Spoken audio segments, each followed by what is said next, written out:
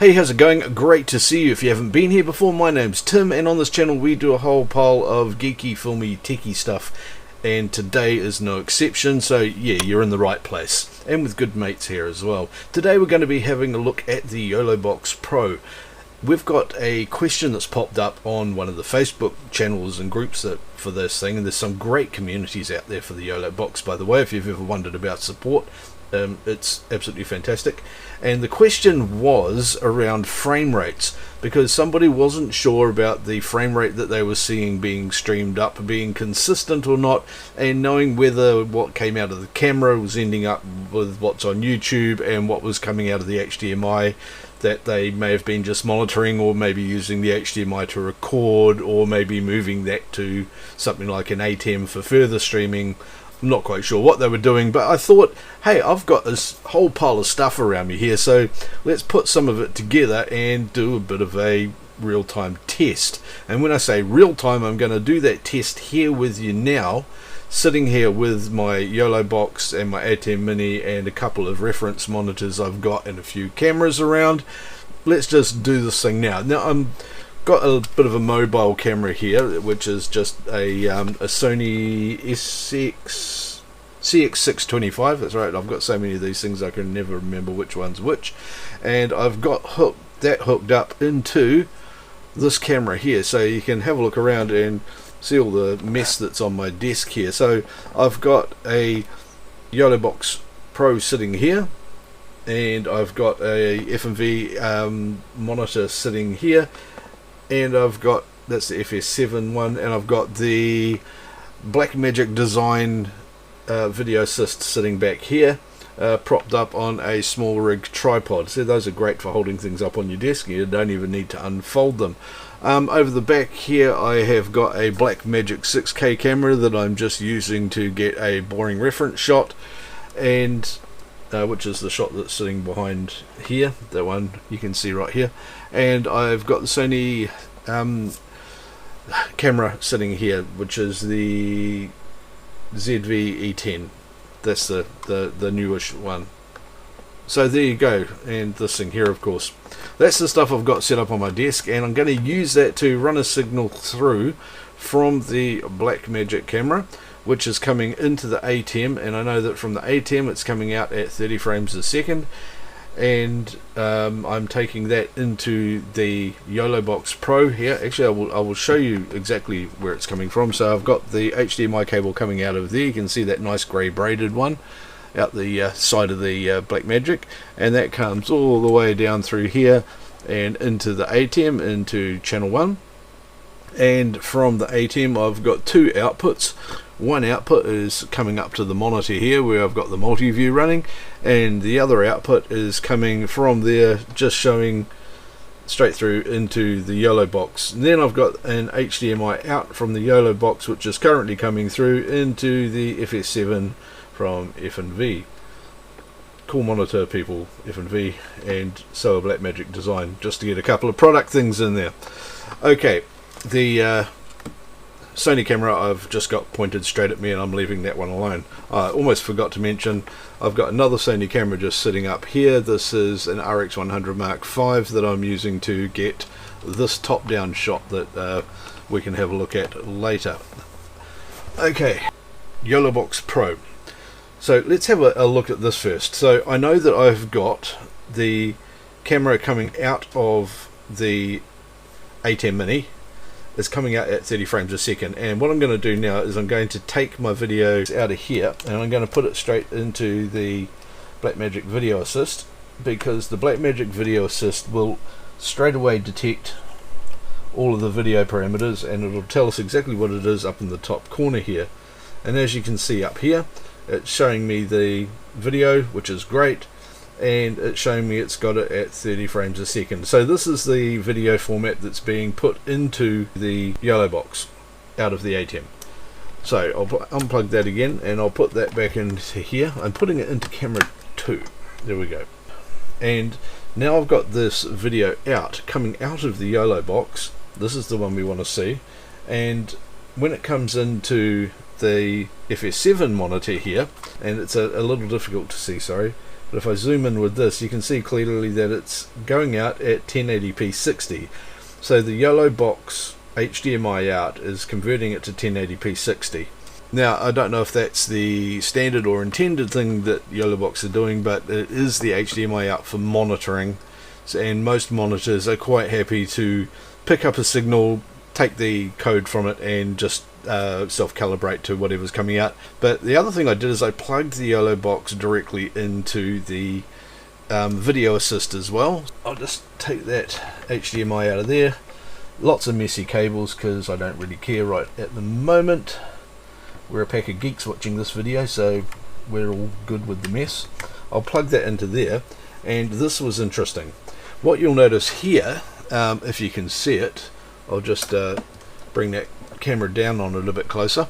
You'll see that it's actually 1080 at 59.94. Now, for those that don't know, that's twice 29.97, which is the NTSC frame rate.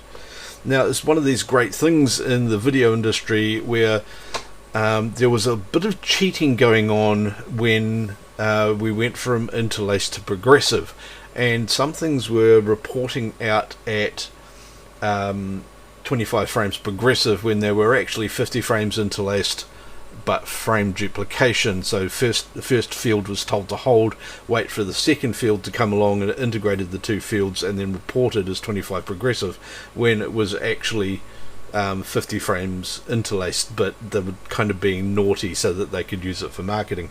And in the NTSC world it did the same thing. So when you were getting 29.97, which is the NTSC standard frame rate, it was actually 59.94 frames interlaced coming out to that. So that's where the 50 frames and 59.94 came into everything, because PAL, those are the standard frame rates for interlaced television broadcast footage. And as you can see, it's not quite right because it's fuzzing and blurting all over the place, so there's definitely a sync problem there anyway. And when I take that back out of there and move that back into the FS7, that picks it up again at 60. I'll also hit program out now as well, just so that you can see it's got the full thing going on there, and take the menu away. So we've got the video coming out of the HDMI of the Yolobox is kind of misreporting in a way. So what we've got here is this is actually coming out at 60, it looks like. Well, reporting is 60 on one device and reporting is 59.94 on another device. So that's something that Yolobox is probably going to have a look at and work out that discrepancy, because both of these two reference monitors here I trust. So there's something going on with how those signals are being sent to or being received by one or both of those devices. So that's the thing with the monitoring. It's certainly not going out as 1080 30 frames, which is what is coming into the Yolobox. That's a given, we know that, and the HDMI out is predominantly for monitoring. I would say that it's probably 60 frames a second but being reported as 59.94, and the Blackmagic monitor is saying we'll believe you, even though it's then having a sync problem. And the FS7 is probably saying, nah, it says this, but we've actually worked out it's not. So it might be a little bit more intelligent there. The other issue here was the frame rate at which things were being broadcast. Now, we wanted to be sending this video signal to YouTube as a 1080-30 video for YouTube to consume. And there's an interesting thing here when you hit go live on the front of the Yolobox, and I'll just switch back to here. You can see that it's got a couple of interesting things up here. Firstly is the speed going out. The frame rate going up is 28, 29 frames a second. It could drop down to like 22, 24 frames a second. You don't need to worry about that one in terms of your video. What that's saying is that's the frame rate that it's able to send to YouTube, given the bitrate that and the quality type that you're trying to use. There are different ways around fixing this, and I'm going to make another video exactly on all of the encoding settings that you can use on the Yolobox Pro coming up soon. I'm not going to do that right now, but a quick overview of them is that you can choose constant quality, a constant bitrate, and the variable bitrate. Constant quality tries to maintain the quality on the screen, which can end up being a higher bitrate. Constant bitrate sends things at a consistent bitrate, which may not be enough sometimes, or maybe too much other times, but if you want to keep a constant stream going, that one can be valuable if you don't have a lot happening and you want to maintain a crisp image. The variable bitrate, you might get a little bit more pixelization, but it will send more data when it needs to, so when there's a lot of pixels changing in the sensor, and it'll send less data if you've got a static image like the one you're looking at now. It would probably just send enough data to maintain the output video and not send more than it needs to. Okay, so there's a bit more about that sort of thing. And up in the corner of that, though, you can see it's got that important bit up here where it's saying that I'm not actually having any drops on here at all. It's 29 or 28 frames a second, and that's the frame rate it's streaming up at. As you can see, I've been running that for about an hour and a quarter now as well. Okay, let's just get that camera up there and out of the way a bit. So the last part of this puzzle, of course, is what's actually happening at YouTube's end. So I set up the stream, I've had it running for ages, and I just want to show you what I've been getting out of YouTube here, and we can have a look at that here. So here's the actual YouTube stream stats for the stream that's been running for ages.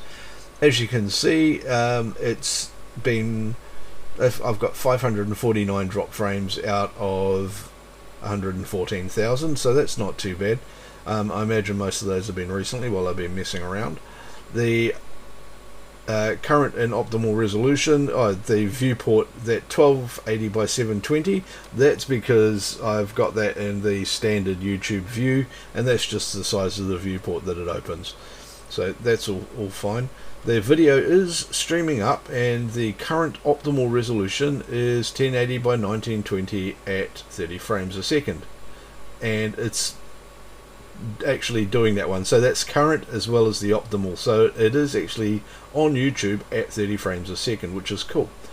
And as you can see there, everything seems pretty much hunky-dory. Network activity, as you can see, there are a couple of little blips in that as well. Not quite the streaming data rate that I would like. And if I pop over to another window I've got running here, you can see it has been giving me some data rate warnings, which is not ideal. As you can see, my actual upload speed is great, so I'm going to have to look at my Wi-Fi router and make sure that it's actually getting the amount of data I think it is. So I've certainly got more than enough data going upstream, and as we can see from over here, YouTube is getting and displaying 1920 by 1080 at 30 frames. The other thing to take into note, of course, is that when I go wave my hand around in front of the camera, which you can see I'm doing here on the monitor, that will come up after a few seconds latency on the stream. Okay, as you can see, there's a bit of latency, which we tend to get from being in New Zealand, and I don't think I put low latency on here. So there you go. What's coming up on the screen here that you can see is pretty accurate for the movement that I'm seeing on the feed. It looks perfectly natural, and yeah, I don't see any particular problems with the frame rate or frame consistency going up to YouTube. But yeah, it looked as smooth as any other YouTube video. So the answers to the questions posed were, first one is the HDMI out. Yes, there are some things that probably need to be looked at with the HDMI coming out of the Yolobox, specifically around the output frame rate and the accuracy of the reported frame rate. So that's good. That's a good thing to have seen, and I've already passed that on to Yolobox, and no doubt the guys here will have a really good look at that, because I know they do care about this sort of thing. And also the frame rate going to YouTube. Even though it's reporting a bit low on my Yolobox, and I can see that my data rate isn't exactly what I would like it to be, I'm actually getting a good quality image coming up. It's probably just below what I really want it to be going up at, and I'm going to have a look at that from here, and I will put down in the comments below what I find and whether I get my frame rate back up. Anyway, I hope this has been enlightening. and useful to you. Nice quick video to make, and I will see you in another one soon. If you want to see more of these videos, don't forget to hit subscribe down here, and this video are also going to be really useful to you, because YouTube know what you want to watch. And I'll see you in another one soon. See you later.